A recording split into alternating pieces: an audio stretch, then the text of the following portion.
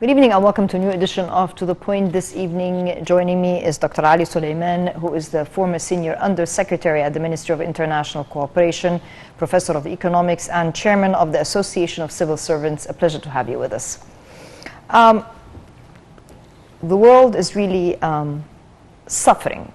Okay. Severe economic repercussions. COVID, following a war in Ukraine, quite a strong blow to world economies. How do you see, generally speaking, without going into details, how do you see the Egyptian economy in face of all that? Good evening. I'm happy to be here. Of course, there are so many challenges to the world economy. We have already the second wave of shocks, shall we say. First, as you mentioned, COVID, and this has taken 2 years already or more. The second is the unpredictable and very devastating war in Ukraine. This war is not only a local war between Russia and Ukraine, even though that Russia is a very big power. It is almost an international war in which surrogates are playing against each other. Yes. Or at least Ukraine is representing the West in general, and Russia is an old empire of Russia. These challenges are very severe and unpredictable. We are likely to suffer from it in various ways. I can speak a little bit on this. We could also possibly benefit from some aspects of it, but not very much, because the world economy as a whole is suffering from it. Challenges, we have seen a worldwide food crisis. Ukraine and Russia are responsible for almost 40% of wheat exports worldwide. Also oil has risen so high. The problem is that not only the war, but also the new, shall we say, boycotts and penalties and so on, which are unprecedented except in a very severe case of war. Just as a reminder, in the Second World War, Japan entered the war because America stopped supplies of oil. That's a very interesting historical point. And now Russia is going to possibly stop gas and oil exports to the West. And this would make the price of oil go from 100 to maybe 150, $200 a barrel. Today, a German expert was talking about a severe depression in Germany if Russia stops oil supplies. I believe this might be, shall we say, a blessing in disguise, because they will not push it that far. I am hoping that Russia will, at a certain point over the next 2-3 weeks, will say, I have realized all my goals. We are going to stop bombardment and let us talk. If we don't do this, we are going to go into the path of international war, because Russia will not be ready to concede defeat. In the meantime, the West is eager to make them pay the price, or shall we say, suffer because of the incursion into Ukraine. But the international aspects of it also, we are remodeling the new world order. We have lived since 1990 into a new world order in which we are in free markets, free exchanges, free trade, capitalist economy everywhere. But now Russia is going to go back into its own isolation. They will have to do without American technology or Western technology. They will have to learn to ride their own cars, not necessarily Mercedes and American cars. They have to be more independent. They will go into more industry than before. Because for a while they accepted foreign goods and foreign supplies and so on. And now they have learned that America does not want them to be a part of an international system of equality. Their reserves have been captured in the West. Their players cannot play in the Olympiad. They cannot play tennis in international competition. So it is almost like they are in a state of war with the West. I have written on this in Al-Ahram. I said, I think the West has lost Russia. Of course, after 1991, 92, 93, yes. the West was very proud to have defeated communism, and they have opened the East to international economy or to the free market economy. Now we will have different scenario. You said that there are benefits. What kind of benefits can Egypt gain right now? Well, okay. Of course, there are things that we suffer from, like wheat supplies and tourism and so on. Yes. But Egypt will always be Egypt. We will always have this marvelous geographical location. The Suez Canal will always operate. Even tourism. I was in Sharm el-Sheikh the other day, and I found many tourists, not necessarily from Russia or Ukraine, but from Europe, from Kazakhstan, from the other CIS countries, from Arab countries, and so on. So if we can maintain an oasis of peace, and if we don't take sides in a very dramatic way, yes. we might benefit from the old system in which we were playing the West against the East and the East against the West. This was the policy of Nasser during the 60s and later in the 70s, but it was not possible to pursue it once we had one power in the world, which was America. Yes. But now we have, of course, Russia, and we have China, we have India, and this is the same game that Russia is playing. They are trying to recreate the alliances with Asian countries and with Latin America and so on, and we can do the same. In our economic reform plan, so to speak, officials are saying that local GDP will grow by, will reach 9 billion, or grow by 9 billion, which is a 5.5% increase from local production by 2023. Taking into account the climate that we're in your opinion, what are the sectors whereby we can concentrate? Is this achievable easily? And sectors whereby we can say we're supporting the following sectors to resolve our economic problems or to minimize repercussions of the global economic crisis? That's a very difficult question to answer, but there are certain scenarios that we can adopt. To get $9 billion increase in GDP is okay, is feasible, feasible. But we are talking about realizing from 5 to 7% growth rate. Today the GDP is about $365 billion. So we are talking about 12 or $15 billion in increase. This large increase will require a substantial increase in investments. Substantial. Today we are investing about 17% of GDP. We want to raise that to 27% of GDP. This was possible if we had the very high levels of FDI, of foreign direct investments, that we used to have. Unfortunately, because the world is in crisis, they are not likely to come and invest here. They are likely to invest in their own countries, or at least keep their money liquid. If the international world is in uncertainty, they are not likely to invest. Even though it might be safer to invest in this part of the world? For them it's not. For them it's not. For us, we may believe it is safer. But they lump us all together. Remember when crisis happened in Iraq, tourism did not come to Egypt because they lump us in the Middle East. So it is an issue of, I think, and I believe this will be the policy in the future, is that we have to do more to get Egyptians to invest in Egypt and to take their money out of their saving and put it into real investment. The government of Egypt is doing a large investment program in infrastructure and so on, which is very good. But I believe we now have to switch the money into more productive investments, meaning agriculture, foodstuff, We have been talking about going out of the old valley into the new valley and so on. Some of this is happening, but we need to do more. We have to give more incentives for individuals and companies to invest in the new areas. Also, the food supplies have become an international issue now.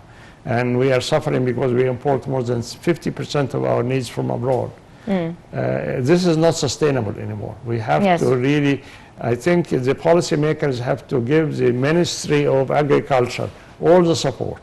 And according to the official word that GDP from agro production will increase by 30% by 2024. Not likely. Not likely.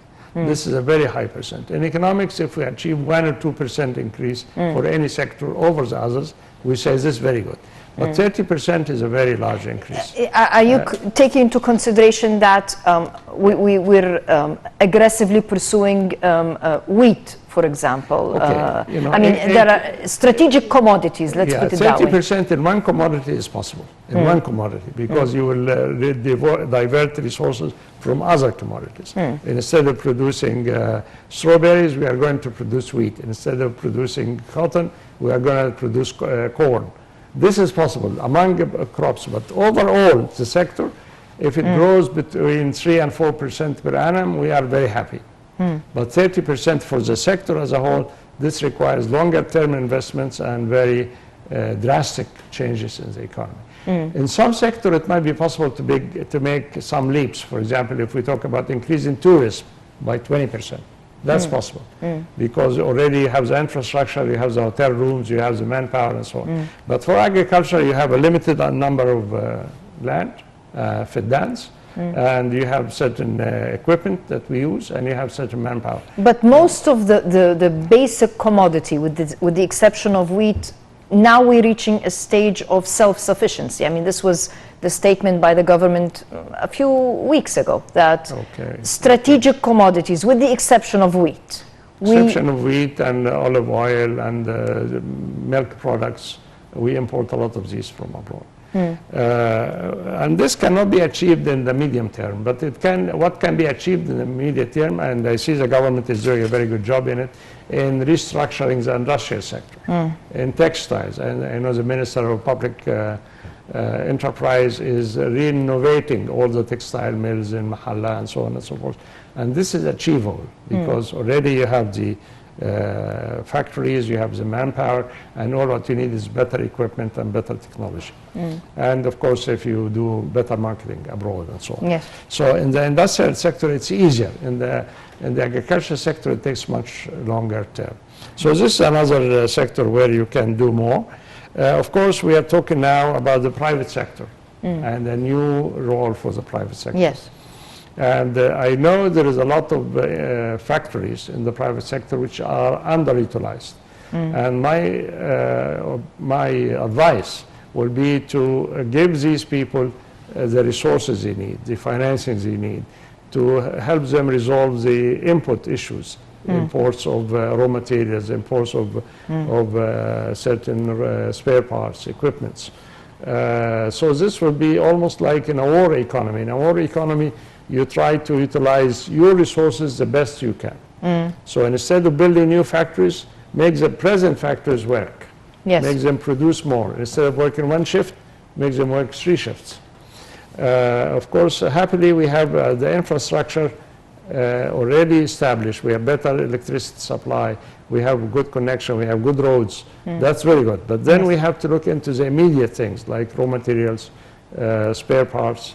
Today there was the president announced that raw materials and other stuff used for production will be exempted from recent regulations to make things, to facilitate the production. I mean, this is a way of supporting the industrial That's very good news. Yeah, that's very good sector. News. Because once you make life easier for the producers, also small and medium enterprises. I know there has been big programs in that field. Yes. In financing those people. Also, these are the, shall we say, the yeast of the industrial sector. Small enterprises, employing 5, 10 people. New graduates opening their own shops. and so on. We should really do more to make their life much easier. Also, we should do what some other countries do in terms of giving not direct subsidies, but encourage factories to employ more people. For example, in Australia and some countries, they say, if you employ new graduates or if you train new graduates, we are going to pay you 50% of their wages for the first year. Or we are going to reduce your taxes by so much. So this way, the money goes into creating jobs because our... So you want more incentive schemes? Incentives, in total, it's not necessarily a burden on the government because in total, you are making the economy grow. People will begin paying more taxes and make more subscription to the national income. So in that case, we have to have more focused programs in creating employment because this is the weak point of the Egyptian economy. How can we accommodate almost 1.2 million young people going into the job market annually? This is a tremendous job. Another thing that we can do, which may not cost us money directly, is to encourage employment of Egyptians abroad.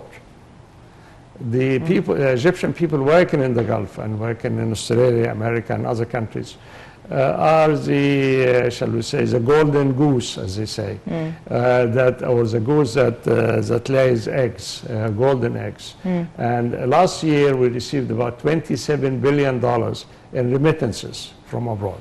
But do you think, taking into account the current status quo, the current suffering of economies, the current slowdown, will the opportunity for Egyptians to work abroad be as it was?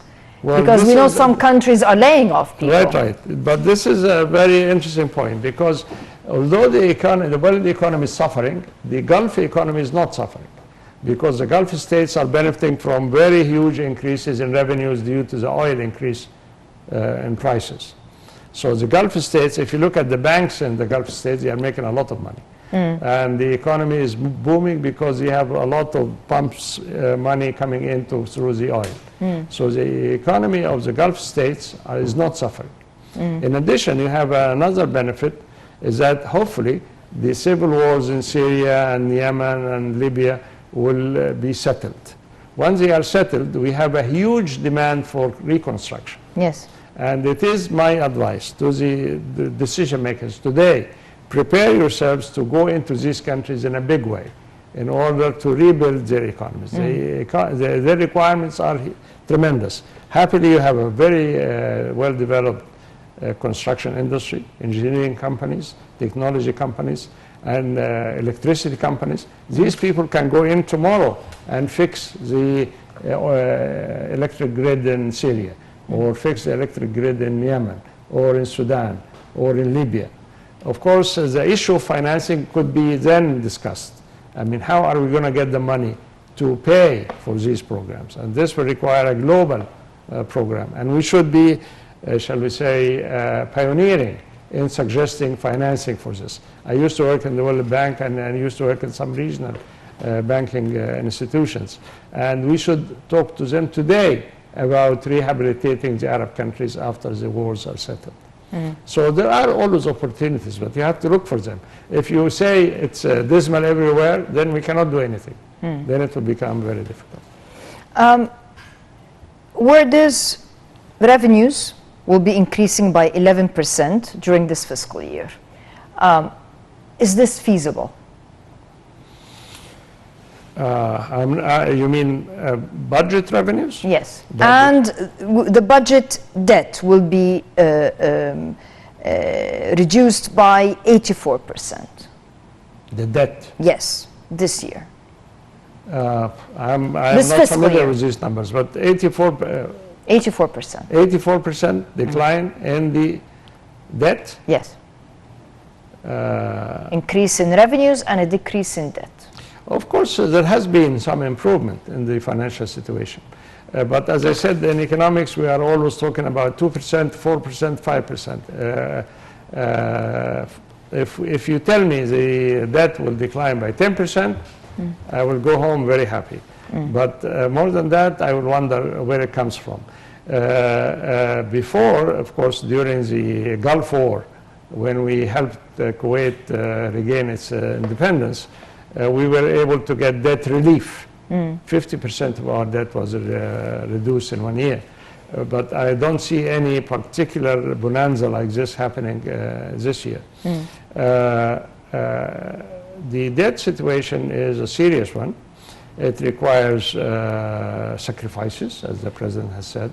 It requires rationing expenditure, because the debt cap happens from that you are spending more than your revenue. So if you are expecting an increase in revenues, that's very good. But you also should reduce expenses. It is a very difficult, shall we say, mechanism or policies that we should follow. Unless, of course, you are lucky and all of a sudden you have huge oil discoveries, big gas exports and so on.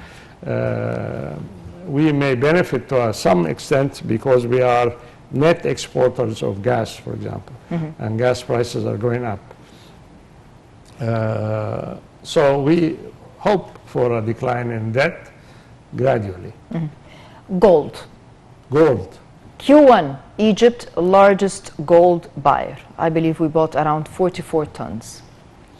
That was for the central bank. Yes. Central bank bought some gold. Of course, central banks, they have 40-some billion reserves. They may have changed dollars into gold. Gold, yes.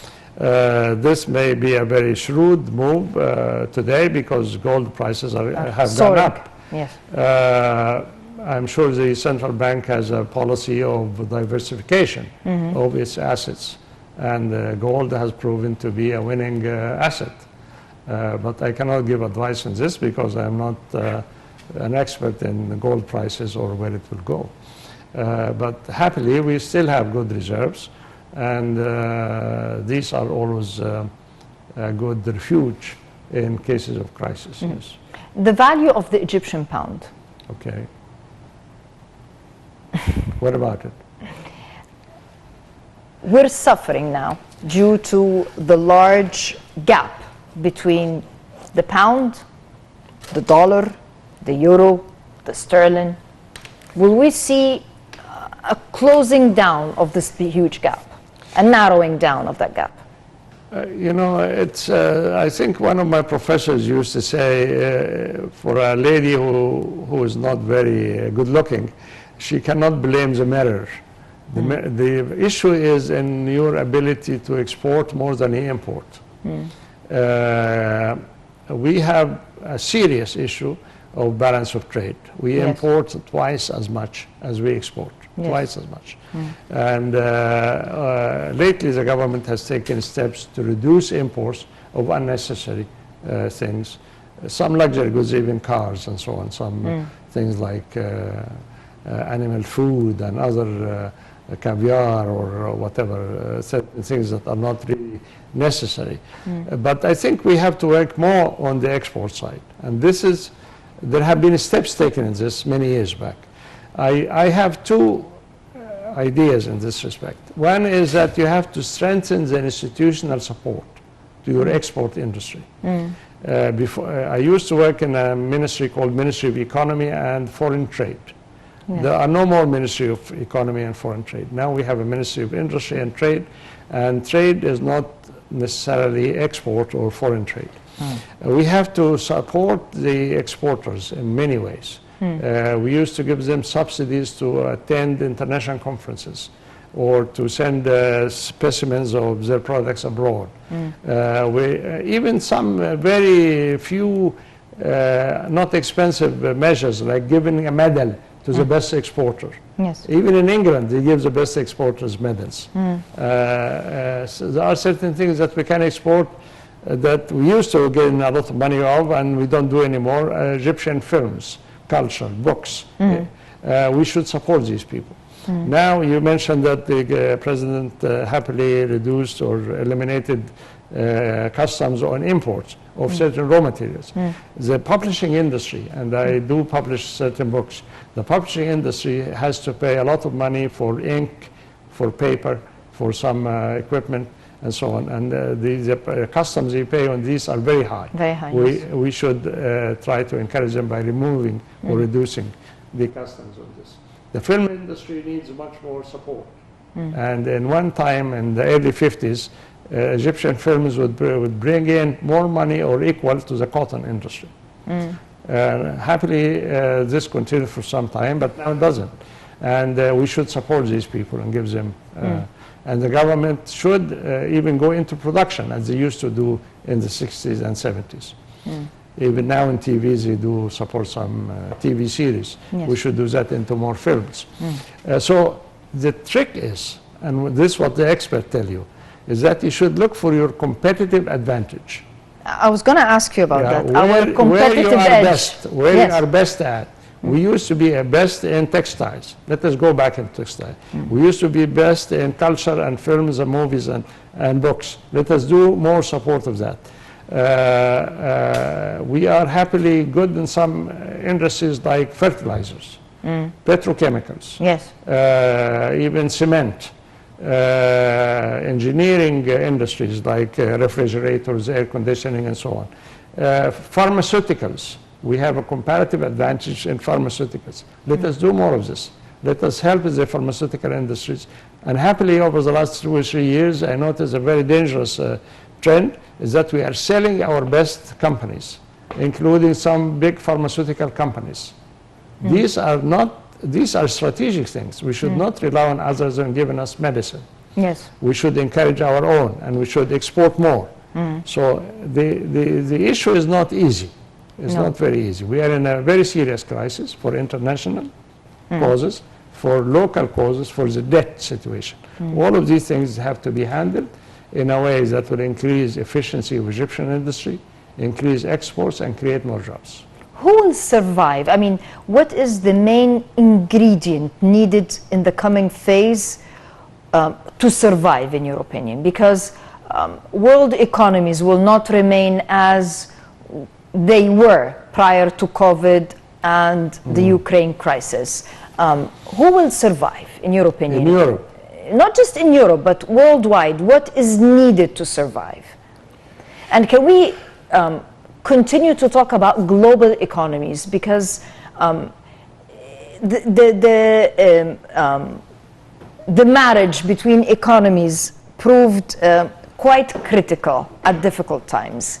Are we going to go with the same culture of it's a global economy, it's a global economy, or are we going to or are we going to go back again to each one for himself?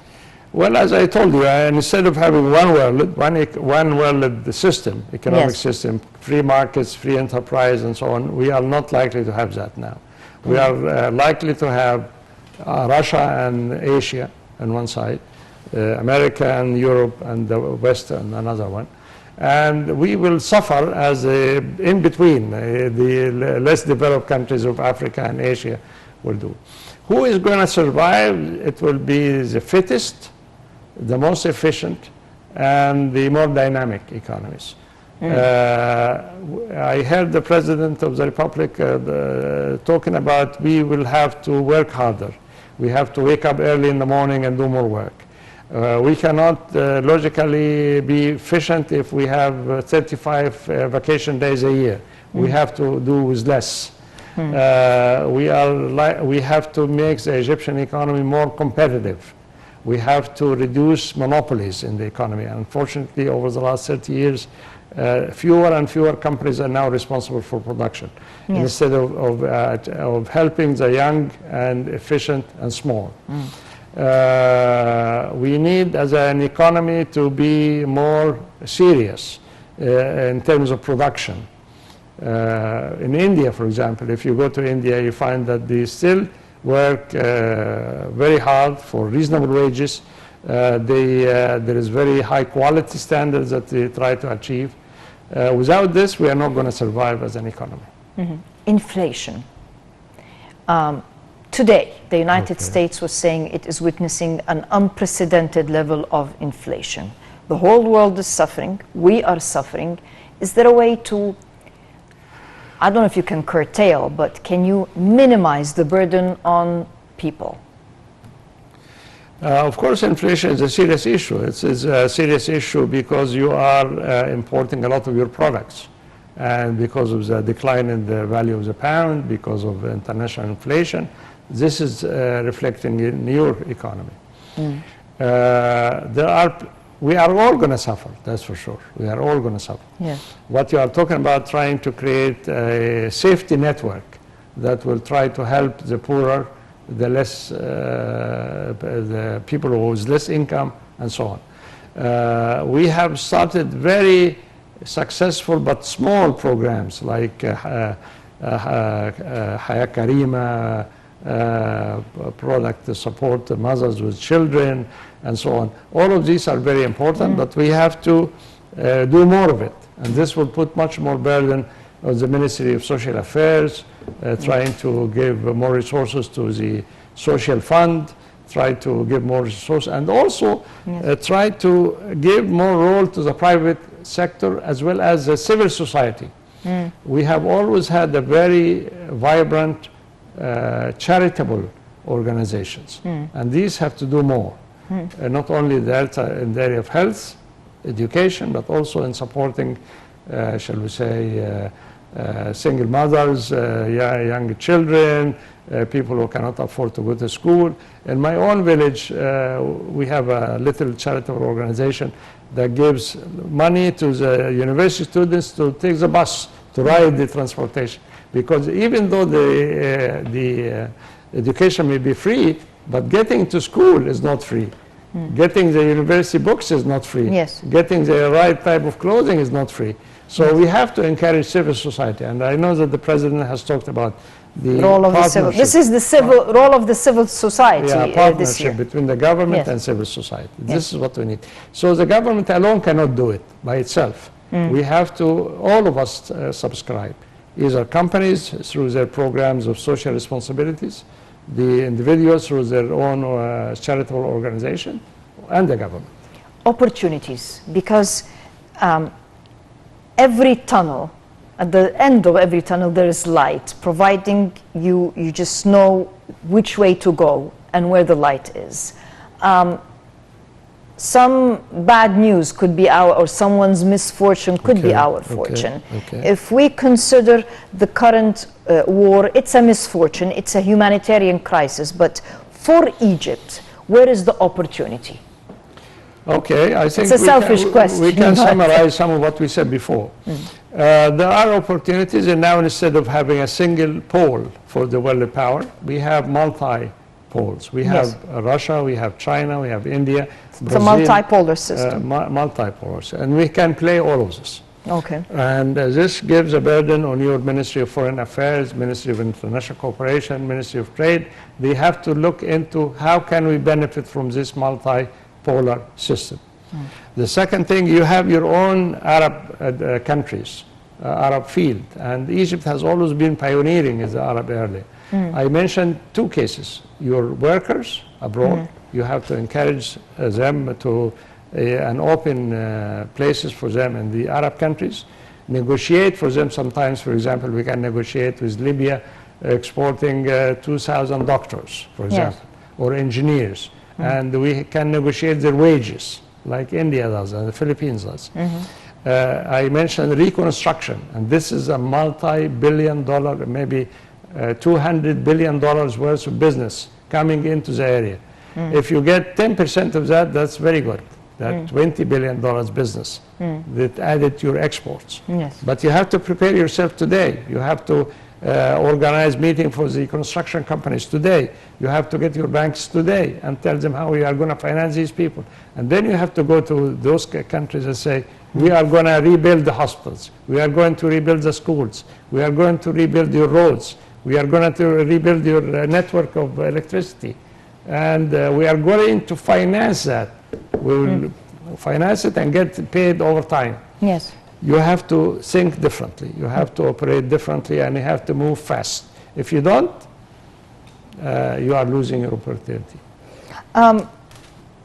Is there an opportunity to open in markets, or do you think trade will slow down in the coming phase, especially when it comes to food? Because one of the concerns worldwide is food scarcity. Can Egypt in any way contribute or be an active participant as the world's food basket in any way? Can we have a market share in that, in your opinion? Well, of course, in the beginning, you have to satisfy your own needs. Today, we are importing a lot of wheat, a lot of oil, a lot of butter, a lot of milk products. If you increase the degree of self-sufficiency, that's very good. Yes. You have a niche in exports of a few things like vegetables, products like marmalade, preserves. So in the food industry, you can do this. You are also a big exporter of fertilizers. That's very good. Let's keep doing that. So indirectly, you are in the food market. But your comparative advantage is not in the agricultural products, except for cotton, of course. Your comparative advantage is in industry and services. Services like the Suez Canal, tourism, IT, engineering services, even culture, and all of these soft things, as well as manufactured products. So that's where you should get your money. That's where you should get your money. There is one domain where you have to do more, and we talked about it before, is that we can collaborate with countries with more land, like Sudan, and try to get them to produce more. We can give them Egyptian technology. I am not talking about Egyptian workers anymore, but technology, support, know-how, capital, goods, and all of these people require that. One area of success is Africa. We are members of COMESA, and we are one of the bigger and faster growing exporters in COMESA. So let us do more of this. Let us look for additional markets in the Arab region as well as in less developed countries. Which sector, in your opinion, is neglected? Where you would say, work on this, this is where our bread and butter is. We need to expand more production, so to speak, in that sector. Industry. We have to do more in the industrial field. Get the factories that are not working to operate, give them more incentives, make the Minister of Industry, whoever he is or she is, to be aware and familiar with issues. I know the President visited Damietta, for example. Yes. And the people of Damietta have certain problems. They do not get enough wood, for example, to operate on and so on. So make life easier for them. Get them, solve the issues on site. Go to the place, what is your problem? Oh, okay, do this, do that, do the other. This is the only way, through direct intervention, that will help the economy going. COP27, November, Egypt will be hosting one of the big, not one of the, but the biggest environmental conference worldwide. Thousands will be here in Egypt. What is the opportunity? Because this is an event that caters or can, the benefit, so to speak, the scope of work is diversified in quite a lot of sectors. How can we really capitalize on such an event to push our economy? That's very interesting. One of the areas where we can gain a lot of benefit is through conferences and meetings. Yes. This goes from the cinema conference to the environment to many other things. Yes. Places like Sharm el-Sheikh or Aswan or Alexandria or Cairo are amenable to these international events. We are a central location. Getting to Egypt is easier from Australia as it is from America, and we can do a lot of that. If you have a conference where 27,000 people attend or more, you benefit your hotels, restaurants, taxis, guides, museums, and so on. So we should do more of this as an ongoing affair. Of course, as far as environment, you benefit from this by getting foreign investors in your local environmental projects. We have some showcases to show them. For example, the project in Aswan of solar energy, a huge one.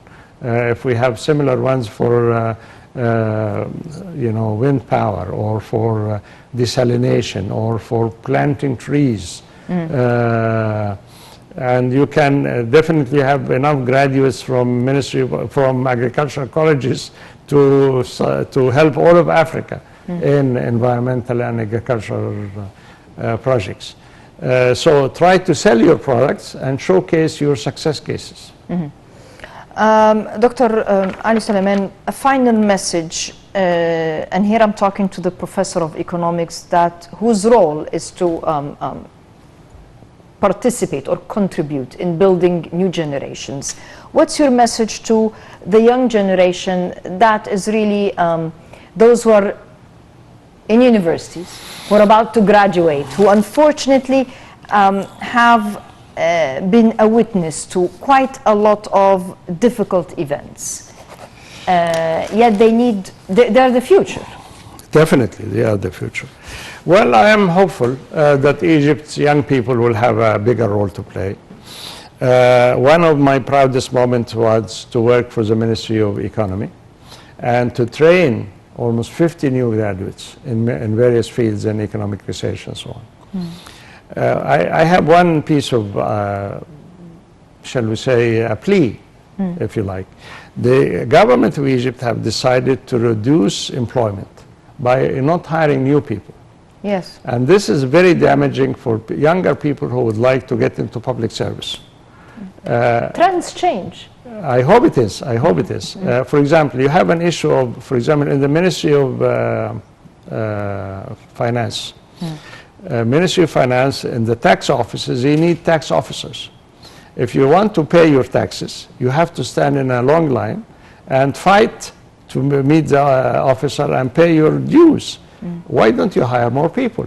If you hire more, everyone you hire will generate for your income 10 times his salary or more, 100 times his salary.